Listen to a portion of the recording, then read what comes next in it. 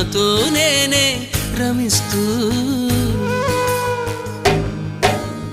ఒంటరినై అనవరతం కంటున్నాను నిరంతరం కలల్ని కథల్ని మాటల్ని పాటల్ని రంగుల్ని రంగవల్లుల్ని కావ్య కన్యల్ని ఆడపిల్లల్ని జగమంత కుటుంబం నాది ఏకాకి జీవితం నాది